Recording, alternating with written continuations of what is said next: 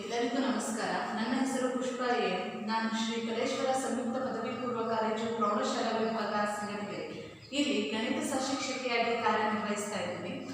ಮಕ್ಕಳೇ, ಇಂದು ನಾವು 8ನೇ ತರಗತಿಯ ಗಣಿತದಲ್ಲಿ ಮೊದಲನೇ ಪಾಠ ಆದಂತಹ ಸಂಖ್ಯೆಗಳೊಂದಿಗಿನ ಆಟ ಅಂತಕ್ಕಂಥ ಪಾಠದ ಮುಂದುವರಿದ ಭಾಗವನ್ನ ನೋಡ್ತಾ ಹೋಗೋಣಪ್ಪ. ನೋಡಿ, ಹಿಂದಿನ ತರಗತಿಯಲ್ಲಿ ನಾವೇನು ನೋಡಿದ್ವಿ?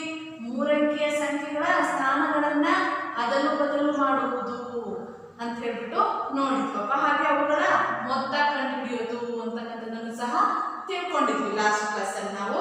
ಹಾಗಾದ್ರೆ ಈಗ ಮುಂದುವರೆದಂತೆ ಏನಿದೆ ನಮ್ಗೆ ನೋಡಿದ್ವಿ, ಅಂಕಿಗಳ ಸ್ಥಾನದಲ್ಲಿ ಅಕ್ಷರಗಳು ಅಂತ ಹೇಳ್ತಾರೆ. ಅಂದ್ರೆ ನಮ್ಗೆ ಅಂಕಿಗಳು ಅಂತಂದ್ರೆ ಯಾವ್ಯಾವುದು ಅಂತಕ್ಕಂಥದ್ದು ಗೊತ್ತಿದೆಯಲ್ಲ.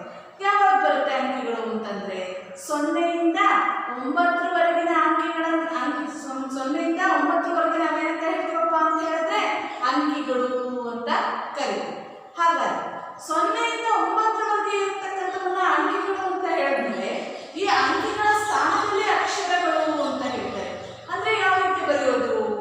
ಇಂಗ್ಲಿಷ್ ಆಲ್ಫಾಬೆಟ್ಸ್ ಅಲ್ಲಿ ಯಾವುದಾದ್ರೂ ಒಂದು ಅಕ್ಷರದಿಂದ 0ಯಿಂದ 9ರವರೆಗಿನ ಅಂಕಿಗಳನ್ನ ಸೂಚಿಸೋದನ್ನ ನಾವೇನಂತ ಕರಿತೀವಪ್ಪ ಇಲ್ಲಿ ಅಂತ ಹೇಳಿದ್ರೆ ಅಂಕಿಗಳ ಸ್ಥಾನದಲ್ಲಿ ಅಕ್ಷರಗಳು ಅಂತ ಹೇಳ್ಬಿಟ್ಟು ಹೇಳ್ತೀವಪ್ಪ. ಸೊ ನೋಡ್ಕೊಳ್ಳಿ ಇಲ್ಲಿ. ಹಾಗಾದ್ರೆ ಅಂಕಿಗಳ ಸ್ಥಾನದಲ್ಲಿ ಅಕ್ಷರಗಳು ಅಂತ ಹೇಳ್ತೀವಿ ಮಕ್ಕಳೇ. ಆ ಅಂಕಿಗಳ ಸ್ಥಾನದಲ್ಲಿ ಅಕ್ಷರಗಳು ಅಂತಕ್ಕಂಥದ್ದು ಬರಬೇಕಾದ್ರೆ 2 ನಿಯಮಗಳಿದೆಯಪ್ಪ.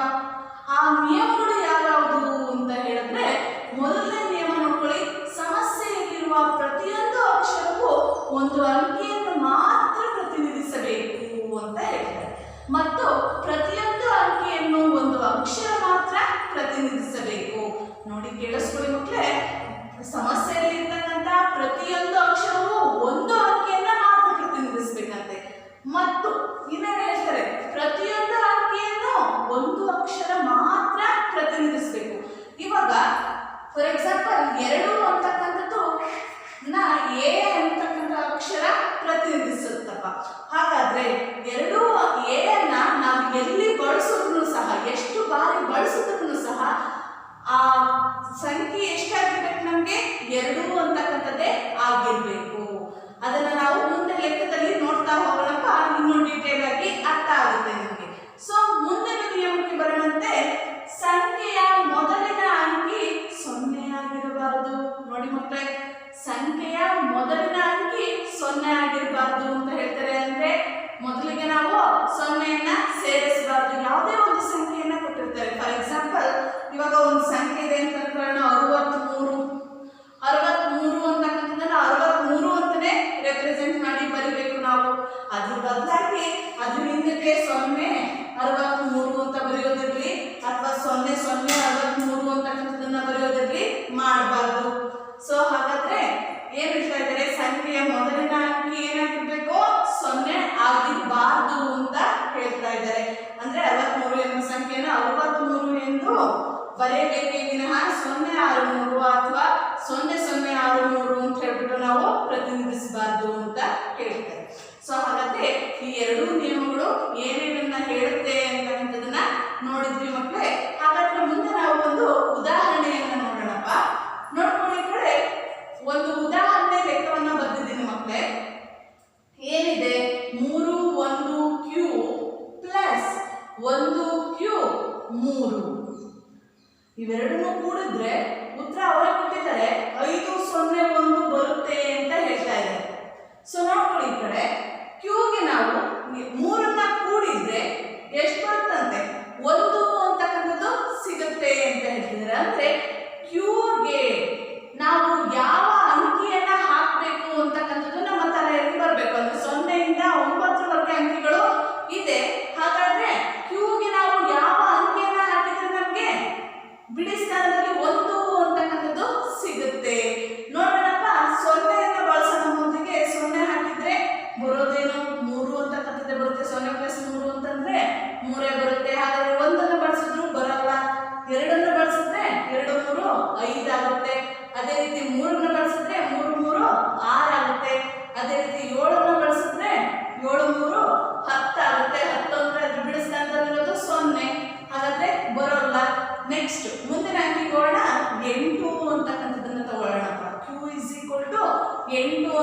ಅಂತಕ್ಕಂಥದ್ದನ್ನ ತಗೊಂಡ್ರೆ 8 + 3 ಅಂತಂದ್ರೆ 11 ಬರುತ್ತಲ್ವ ಮಕ್ಕಳೇ? 11. ಹಾಗಾಗಿ 1 ಬರೀತೀವಪ್ಪ, ದಶಕ 1 ಅಂತಕ್ಕಂಥದ್ದು ಉಳಿತದೆ ನಮಗೆ. ಸೊ ನೆಕ್ಸ್ಟ್ ನೋಡಿ, 1 1 2 ಆಗುತ್ತೆ. 2 ಪ್ಲಸ್ ಕ್ಯೂ ಬೆಲೆ ಎಷ್ಟು ಅಂತ ತಗೊಂಡಿದ್ವಿ? ಇಲ್ಲಿ 8 ಅಂತಕ್ಕಂಥದ್ದನ್ನ ತಗೊಂಡಿದ್ವಿ, ಅದನ್ನೇ ಇಲ್ಲಿ ಯೂಸ್ ಮಾಡಬೇಕು.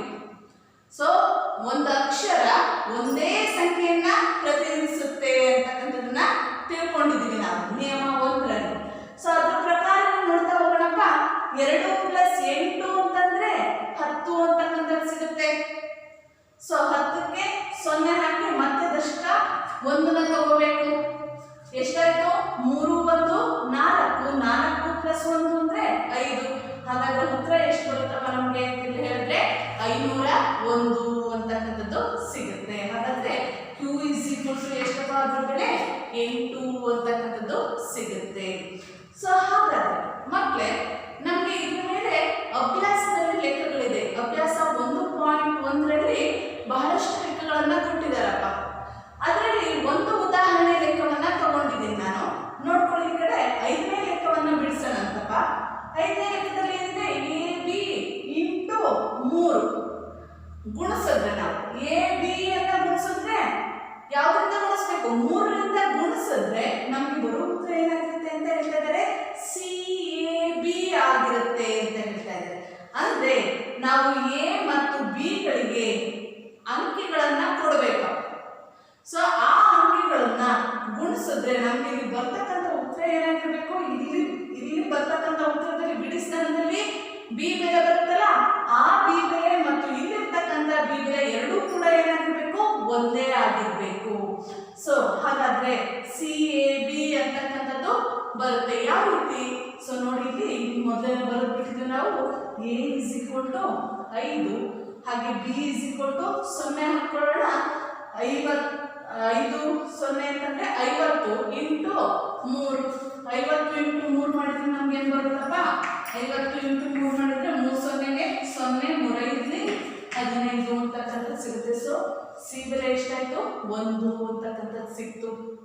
ಸೊ ಅರ್ಥ ಆಯ್ತಲ್ವಾ ಮಕ್ಕಳ? ಇವಾಗ ಉದಾಹರಣೆ 1 ಹಾಗೂ ಅಭ್ಯಾಸದಲ್ಲಿ ಅಭ್ಯಾಸ 1.1ರಲ್ಲಿ 5ನೇ ಲೆಕ್ಕವನ್ನು ನೋಡಿದ್ವಿ. ಈ ಲೆಕ್ಕದಿಂದ ಇನ್ನು ಉಳಿದ ಲೆಕ್ಕಗಳನ್ನ ನೀವು ಬಿಡಿಸ್ತೀರಿ.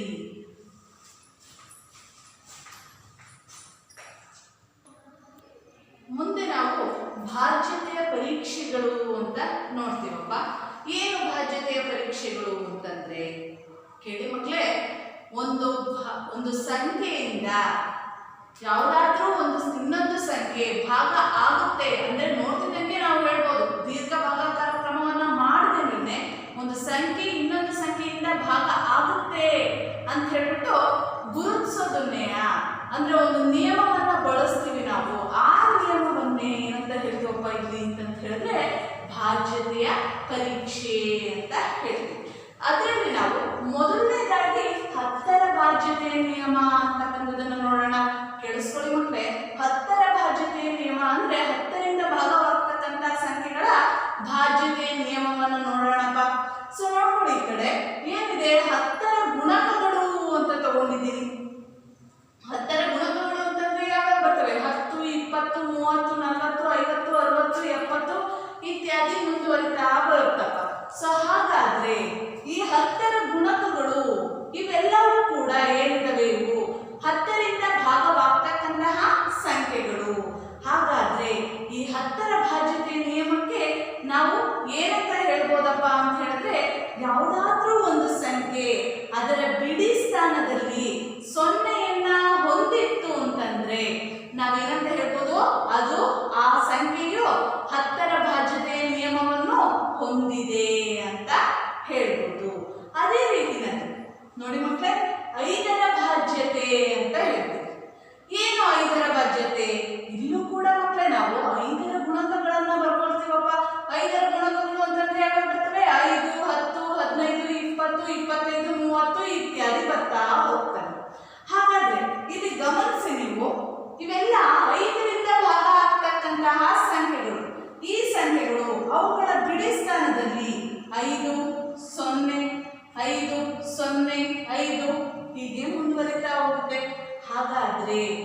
ಮಕ್ಕಳಿಗೆ ಕೇಳಿಸ್ಕೊಳ್ಳಿ ಈ ಕಡೆ. ನಮಗೆ 5ರ ಬಾಧ್ಯತೆಯಲ್ಲಿ ಅಂದ್ರೆ 5ರಿಂದ ಭಾಗವಾಗ್ತಕ್ಕಂಥ ಸಂಖ್ಯೆಗಳೇನಿದ್ದಾವೆ ಅವುಗಳು ಬಿಡಿ ಸ್ಥಾನದಲ್ಲಿ 0 ಅಥವಾ 5ಅನ್ನ ಹೊಂದಿತು ಅಂತಂದ್ರೆ, ಯಾವುದೇ ಸಂಖ್ಯೆ ಅವುಗಳ ಬಿಡಿ ಸ್ಥಾನದಲ್ಲಿ 0 ಅಥವಾ 5ಅನ್ನ ಹೊಂದಿತ್ತು ಅಂತಂದ್ರೆ ಅವು ಯಾವುದರಿಂದ 5ರಿಂದ ಭಾಗ ಆಗುತ್ತವೆ ಅಂತ ಹೇಳ್ಬಿಟ್ಟು ಅರ್ಥ ಮಾಡ್ಕೋಬೇಕು. ಹಾಗಾದ್ರೆ ನಾವಿವಾಗ 10ರ ಬಾಧ್ಯತೆಯ ನಿಯಮವನ್ನು ನೋಡಿದ್ವಪ್ಪ. ಬಿಡಿ ಸ್ಥಾನದಲ್ಲಿ 0ನ್ನ ಹೊಂದಿದ್ರೆ ಮಾತ್ರ ಅವು 10ರಿಂದ ಭಾಗ ಆಗ್ತವೆ ಅನ್ನೋದು ಗೊತ್ತಾಯ್ತು. ಅದೇ ರೀತಿಯಲ್ಲಿ 5ರ ಬಾಧ್ಯತೆಯ ನಿಯಮ ಅಂತಂದ್ರೆ ಬಿಡಿ ಸ್ಥಾನದಲ್ಲಿ 0 ಅಥವಾ 5ಅನ್ನ ಹೊಂದಿರಬೇಕು, ಅವಾಗ ಮಾತ್ರ ಏನಾಗ್ತವೆ, 5ರಿಂದ ಭಾಗ ಆಗುತ್ತವೆ ಅಂತಕ್ಕಂಥದ್ದನ್ನ ಹೇಳ್ಬೋದು. ಮುಂದುವರಿತಾನಪ್ಪ 2ರ ಬಾಧ್ಯತೆಯ ನಿಯಮ ಅಂತ ನೋಡೋಣ. ಏನಿದೆ 2ರ ಬಾಧ್ಯತೆಯ ನಿಯಮ ಅಂತಂದ್ರೆ ಇಲ್ಲಿ ನಮಗೆ 2 ಅಂತಕ್ಕಂಥದ್ದು ಸಮಸಂಖ್ಯೆ. ಹಾಗಾದ್ರೆ ಇನ್ನು ಉಳಿದಂತ ಸಮಸಂಖ್ಯೆಗಳು ಏನಿದಾವೆ ಅವನ್ನ ಬರೀತೀವಪ್ಪ. ನೋಡ್ಕೊಳ್ಳಿ ಈ ಕಡೆ 2, 4, 6, 8, 10 ಇತ್ಯಾದಿ ಅಂತ ತೋರಿಸ್ತೀವಿ. ಅಂದ್ರೆ ಈ ಎಲ್ಲಾ ಸಮಸಂಖ್ಯೆಗಳು ಕೂಡ ಏನಾಗ್ತವೆ, 2ರಿಂದ ಭಾಗ ಆಗುತ್ತವೆ ಅಂತ ಹೇಳ್ಬಿಟ್ಟು ಅರ್ಥ ಅಂತ. ಹಾಗಾದ್ರೆ ಈ ಸಮಸಂಖ್ಯೆಗಳೇನಿದ್ದಾವೆ ಇವುಗಳ ಬಿಡಿ ಸ್ಥಾನದಲ್ಲಿ ಹೊಂದಿರತಕ್ಕಂತಹ ಅಂಕಿಗಳು ಯಾವ್ಯಾವುದು ಅಂತಕ್ಕಂಥದ್ದನ್ನ ನೋಡೋಣಪ್ಪ ನಾವು. ನೋಡಿ ಇಲ್ಲಿ 2, 4, 6, 8, ಇಲ್ಲಿ 10ರ ಬಿಡಿ ಸ್ಥಾನದಲ್ಲಿರೋದು ನಮಗೆ 0. ಹಾಗಾದ್ರೆ ಯಾವುದೇ ಸಂಖ್ಯೆಯು ಅವುಗಳ ಬಿಡಿ ಸ್ಥಾನದಲ್ಲಿ 0, 2, 4, 6 ಅಥವಾ 8ಅನ್ನು ಹೊಂದಿದ್ದರೆ ಆ ಸಂಖ್ಯೆಯು 2ರಿಂದ ನಿಶೇಷವಾಗಿ ಭಾಗವಾಗುತ್ತದೆ. ಅಂದ್ರೆ 2ರ ಬಾಧ್ಯತೆಯ ನಿಯಮವನ್ನ ಹೊಂದಿದೆ ಅಂತ ಹೇಳ್ಬಿಟ್ಟು ಹೇಳ್ಬೋದು. ಸೊ ಹಾಗಾದ್ರೆ ನಾವು ಯಾವ್ದನ್ನ ತಿಳ್ಕೊಂಡ್ವಿ ಇವಾಗ? 10ರ ಬಾಧ್ಯತೆಯ ನಿಯಮ, 5ರ ಬಾಧ್ಯತೆಯ ನಿಯಮ ಹಾಗೂ 2ರ ಬಾಧ್ಯತೆಯ ನಿಯಮವನ್ನ ತಿಳ್ಕೊಂಡ್ವಿ. ಅದೇ ರೀತಿಯಾಗಿ 4ನೇದಾಗಿ ಬಂದ್ರೆ 3 ಮತ್ತು 9ರ ಬಾಧ್ಯತೆಯ ನಿಯಮ. ಕೇಳಿಸ್ಕೊಳ್ಳಿ ಮಕ್ಕಳೇ, 3 ಮತ್ತು 9ರ ಬಾಧ್ಯತೆಯ ನಿಯಮ.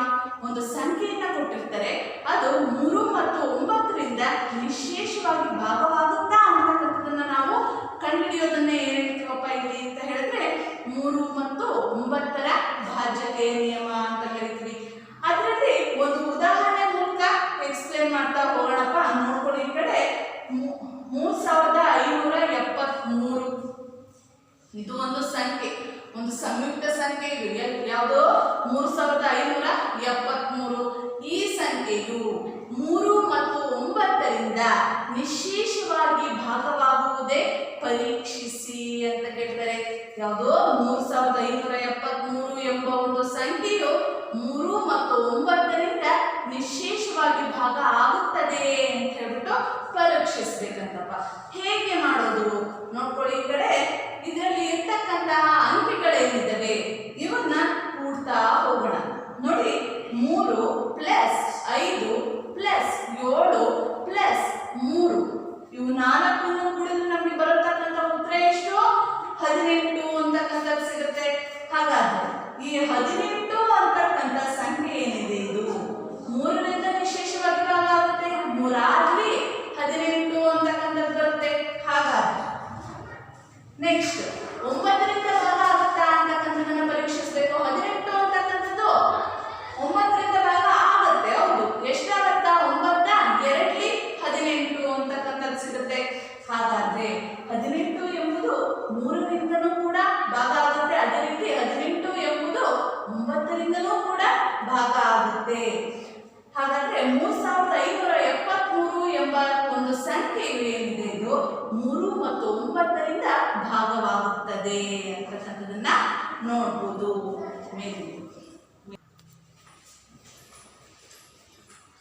ಅಭ್ಯಾಸ 1.2ರಲ್ಲಿ ಒಂದು ಲೆಕ್ಕವನ್ನು ನೋಡೋಣಪ್ಪ. ಬಾಧ್ಯತೆಯ ಪರೀಕ್ಷೆಗಳು ಅಂತಕ್ಕಂಥದ್ರ ಮೇಲಿನ ಒಂದು ಲೆಕ್ಕವನ್ನು ನೋಡೋಣ. ನೋಡಿ ಏನಿದೆ, 21y5 ಎಂಬುದು 9ರ ಗುಣಕವಾಗಿದ್ದು y ಒಂದು ಅಂಕಿ ಆಗಿದ್ದರೆ y ನ ಬೆಲೆ ಕಂಡುಹಿಡಿಯಿರಿ ಅಂತ ಇದೆ. ಸೊ ಏನ್ ಹೇಳ್ತಾ ಇದ್ದಾರೆ, 21y5 ಈ y ಅಂತಕ್ಕಂಥ ಜಾಗದಲ್ಲಿ ಒಂದು ಅಂಕಿ ಇರಬೇಕಿತ್ತಪ್ಪ, ಅದರ ಬದಲಾಗಿ y ಅಂತ ಕೊಟ್ಟಿದ್ದಾರೆ. ಎಂಬುದು 9ರ ಗುಣಕ ಆಗಿದೆ ಅಂತ ಹೇಳ್ತಾ ಇದ್ದಾರೆ.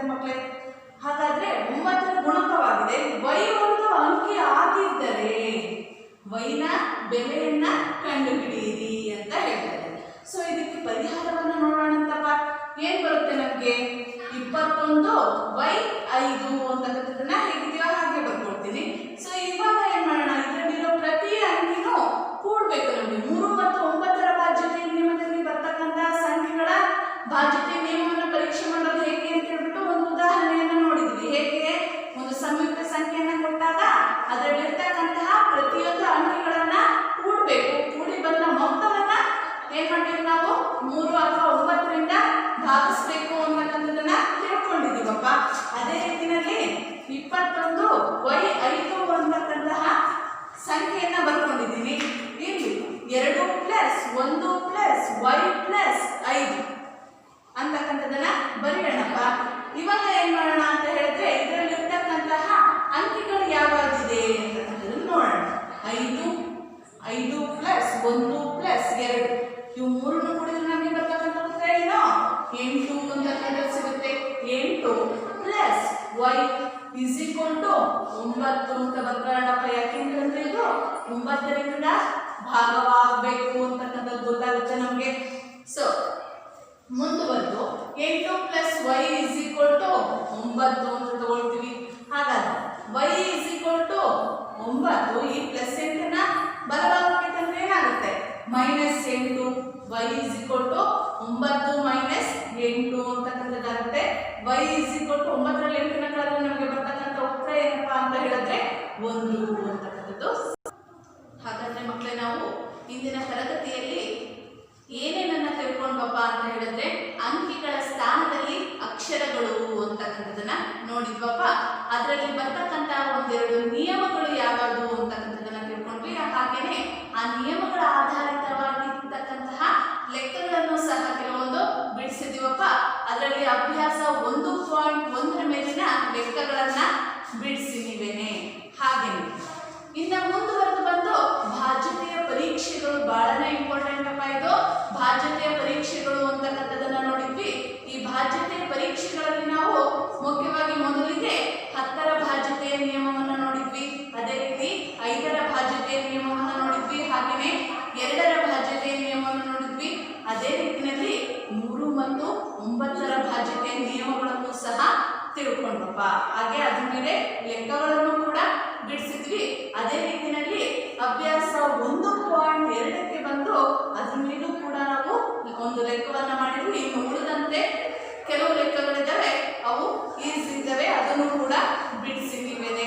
ಹಾಗಾದ್ರೆ ನೆಕ್ಸ್ಟ್ ನಾವು ಮುಂದಿನ ತರಗತಿಯಲ್ಲಿ ಮುಂದಿನ ಪಾಠಕ್ಕೆ ಹೋಗೋಣ ಅಂತಪ್ಪ.